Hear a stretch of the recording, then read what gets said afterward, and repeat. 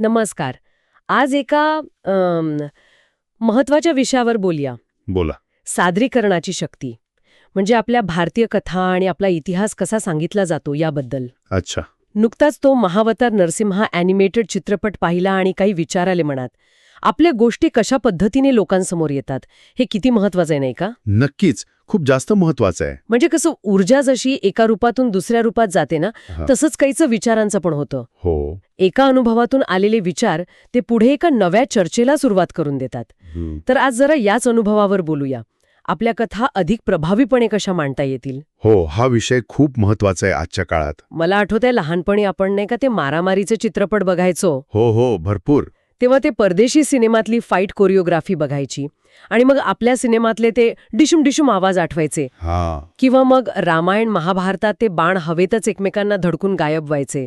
हो, ते तर होतच. आता ठीक आहे, त्यामागे काहीतरी अस्त्रविद्या असेलही कदाचित, पण पडद्यावर बघताना ते थोडं हसू यायचं खरं तर. बरोबर. आणि मग नकळत वाटायचं की परदेशी सादरीकरण जास्त भारी आहे, आपल्या गोष्टींबद्दल थोडं कमी वाटायचं. इथेच तर गंमत आहे.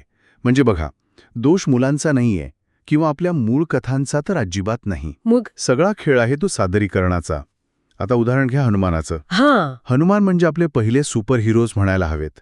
ते उडू शकतात, त्यांच्याकडे गदा आहे, शक्ती आहे. बरोबर. माझ्या मते कदाचित याच संकल्पनेतून पुढे सुपरमॅन किंवा अगदी तो हातोडावाला थॉर आला असेल, कुणी सांगावं. असू शकतं. पण आजच्या मुलांना विचारा, हनुमानाचं नाव पटकन घेणार नाहीत. ते घेतील स्पायडरमॅन, बॅटमॅन यांची नावं. खरंय. असं का झालं असेल? आपल्या कथांमध्ये तर प्रचंड ताकद आहे. आहेच. पण झालं काय की गेली 70-80 वर्ष बघा, पाश्चात्य कथाकारांनी काय केलं. त्यांनी त्यांच्या नायकांना, त्यांच्या कथांना सतत नवीन रूपात, एकदम उत्कृष्ट पद्धतीने सादर केलं. हो. ते कॅरेक्टर्स त्यांनी विकसित केले, त्यांचं विश्व विस्तारलं. आपल्याकडे काय झालं, आपण आपल्या कथांना, पात्रांना आदरणीय मानलं, पूज्य मानलं हो, ते तर आहेच. आणि त्यांना फक्त देव्हाऱ्यात किंवा ग्रंथांपुरतं ठेवलं. त्यामुळे झालं काय की नवीन पिढीला जे भावेल, जे आपलंसं वाटेल असं सादरीकरण मागे पडलं. म्हणजे मूळ गाभ्याला धक्का न लावता आजचं तंत्रज्ञान वापरून गोष्ट सांगणं गरजेचं होतं. अगदी तेच. आणि मला वाटतं महाअवतार नरसिम्हा नेमकं हेच साधतोय. तो ॲनिमेटेड आहे पण फक्त लहान मुलांचा वाटत नाही. नाही, अजिबात नाही. त्यातली प्रल्हादाची भक्ती बघा किंवा नरसिम्हाचा तो आवेश, मोठ्यांनाही काहीतरी वेगळं अनुभवायला मिळतं. बरोबर. संगीत, ॲनिमेशनची क्वालिटी, संवाद आणि विशेषतः VFXचा वापर, हे सगळं वापरून आपलीच कथा किती प्रभावी होऊ शकते याचं ते उत्तम उदाहरण आहे. हो. लहानपणी जे हवं होतं, जे शोधत होतो, त्याची एक झलक मिळाली असं वाटलं बघून. आणि हाच विचार जर आपण पुढे नेला तर अनेक प्रश्न येतात मनात. जसे की समर्थ रामदासांचा दासबोध, रोजच्या जगण्याचं मार्गदर्शन आहे त्यात. तो आजच्या तरुणांना अपील होईल अशा ऑडिओ व्हिज्युअल रूपात का येऊ नये. बरोबर. किंवा ज्ञानेश्वर माऊलींच्या ओव्यांमधलं तत्वज्ञान सोप्या रंजक ॲनिमेटेड कथांमधून का सांगितलं जात नाही.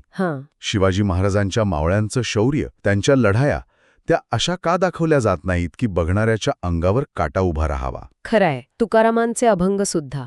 हो, तुकारामांचे अभंग नव्या संगीतात, नव्या रूपात पुन्हा लोकप्रिय का होत नाहीत. अर्थात हे सगळं बोलायला सोपं आहे, पण करायला तितकं सोपं नाहीये. आव्हानं तर आहेतच. आणि म्हणूनच नरसिम्हासारखे जे प्रयत्न आता होत आहेत ना, त्यांना पाठिंबा मिळणं फार गरजेचं आहे. खूप जास्त.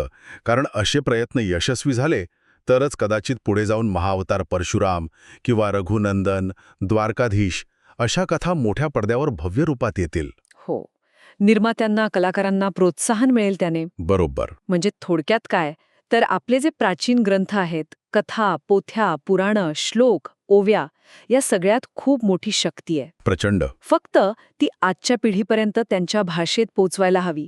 त्यांना आकर्षित करेल अशा उत्कृष्ट आणि आधुनिक पद्धतीने. अगदी. आणि जे कोणी असे प्रयत्न करत आहेत त्यांना आपण सगळ्यांनी साथ द्यायला हवी. जाता जाता एक विचार सांगतो. बाहेरून ज्या काही कल्पना येतात, संस्कृती येते, वेशभूषा येते, त्यांना केवळ नावं ठेवणं किंवा नुसता विरोध करणं ही काही जिंकण्याची रणनीती नाही. ही बचावात्मक भूमिका झाली. अच्छा. त्याऐवजी आपल्याकडे जे आहे, जे मौल्यवान आहे, तेच जर आपण सर्वोत्तम पद्धतीने सादर करू शकलो तर आपण आपोआपच अधिक प्रभावी ठरू. जिंकण्याची खरी रणनीती मला वाटते हीच आहे. खरंय, खूप महत्वाचा मुद्दा आहे हा. आणि जर कुणाला या चर्चेतून प्रेरणा मिळाली असेल आणि आपल्या कथा, आपल्या परंपरा नव्या रूपात लोकांसमोर आणण्याच्या या कामात काहीतरी योगदान द्यायची इच्छा असेल, तर त्यांनी नक्कीच पुढाकार घ्यावा असं मला वाटतं. हो, नक्कीच. किंवा अशा प्रयत्नांना जमेल तसा पाठिंबा द्यावा. चला तर मग, स्वस्थ रहा, मस्त रहा आणि आपल्या या समृद्ध भारतीय कथाविश्वाचा अनुभव घेत रहा. धन्यवाद. धन्यवाद.